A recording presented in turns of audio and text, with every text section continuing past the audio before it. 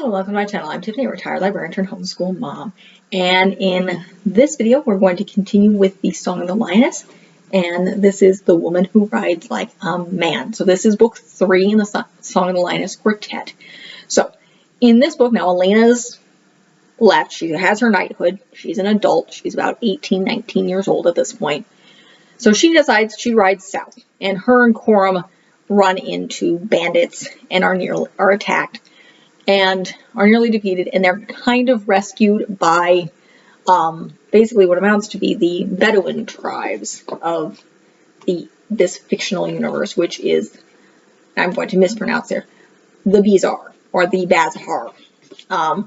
And they're basically brought to to their encampment, and essentially it's like, okay, we're going to kill you unless you can, basically, Elena can defeat one of our men. And this is debated. So she does a fight, basically, and wins. I don't think she kills him. She has the right to kill him, but she refuses to do so. And so her and Coram, her man-at-arms, are now accepted into the tribe. They are now members of the tribe.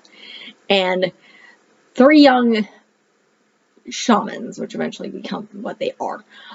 They have magic, they're hanging around her because she's interesting. They know she has the gift, as they call it. So, and basically the current shaman is very old, very cranky, and very, very weird. He actually tries to kill Elena, and then he tries to use the power in this sword that is somehow connected to Roger of Conte, instantly Jonathan's cousin, who Elena had killed. Yeah, that gets interesting later in the next books. And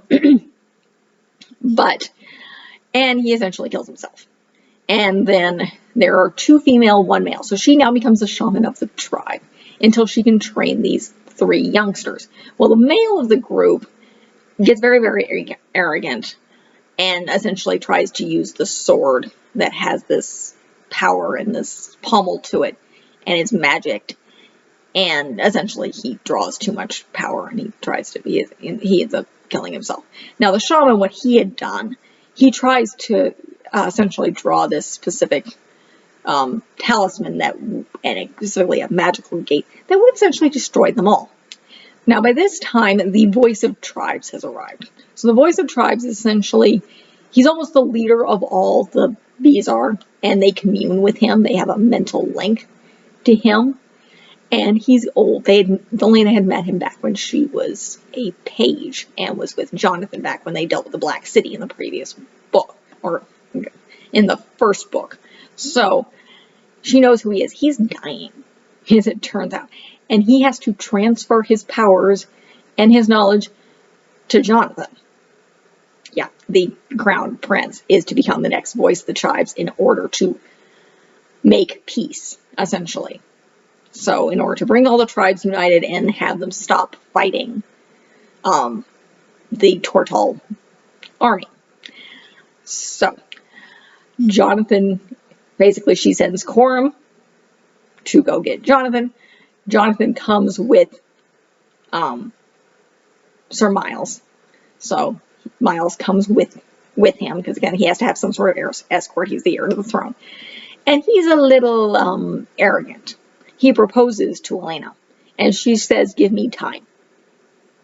And so he goes through and eventually becomes the Voice of Tribes, while Elena's basically trying to help keep the current Voice of Tribes alive long enough for Jonathan to do this.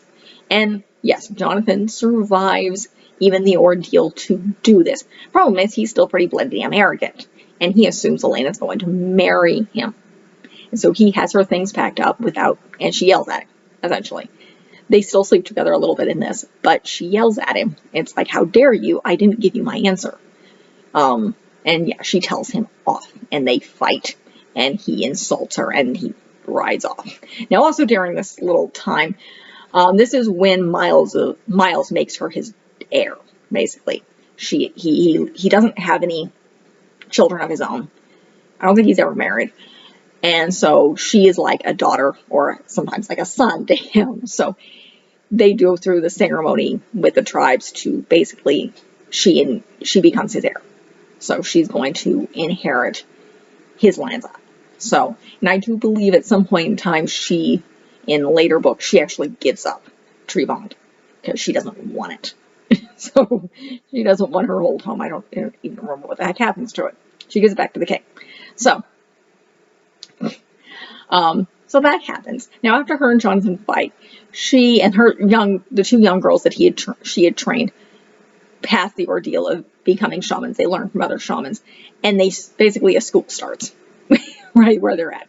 So you have a shaman school going on. And basically it's like the original voice of tribes is like, yeah, I saw this coming too. What the heck did you expect? You're teaching here. So she, however, leaves. After fighting with Jonathan, she goes to Port Cannon, which is where George is at the moment. He had gone south because he's the Prince of Thieves of Tortal, mostly. And so that's their port city. And he had some of the people who owed him money, who were running the area for him, basically disobeying him. So he goes down there to basically knock some sense into people.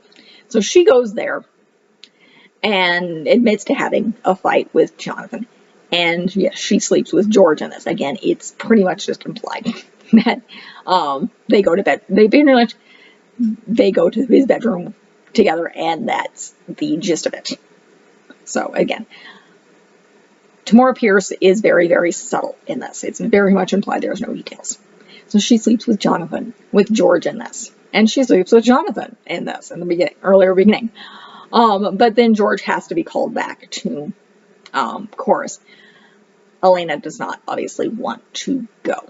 They go back to the tribes, and basically one of the men who she knows hands her this scroll. It's like there's this, I don't know what it says, but basically it's a sense of adventure.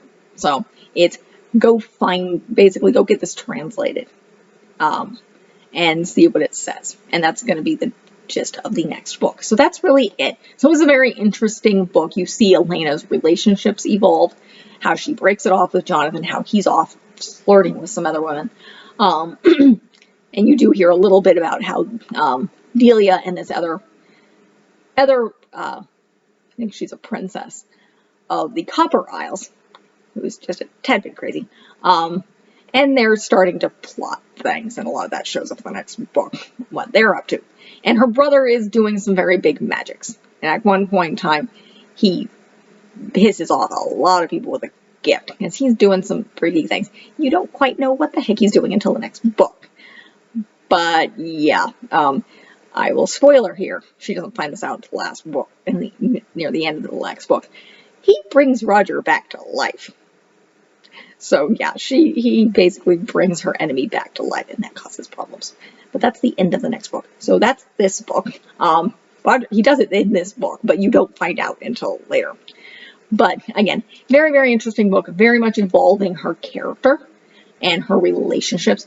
The other thing that happens at the end of this book is Coram falls in love with George's cousin, Resva, and they essentially become engaged. Which he's going to go with Elena on this one last adventure, and then he's coming back. So, because he's fallen in love, and he's actually not that old. He's in his 40s, so he's not that old. Remember, George was 18 when Elena met him, and she was 11. So he's also older, and this is his older cousin. So that's the end of this book.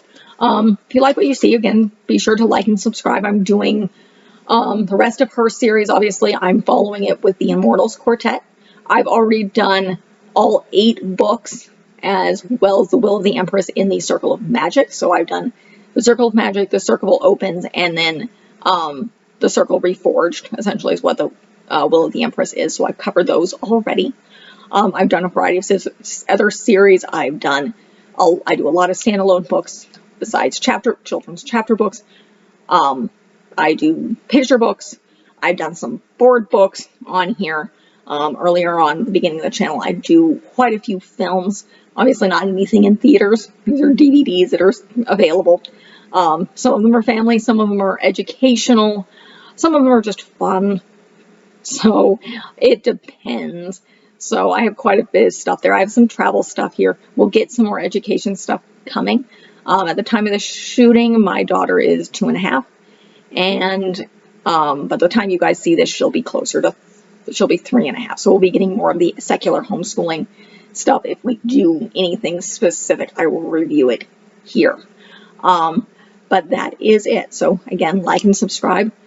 Check out what I've got. Leave a positive comment if you have one. Thank you.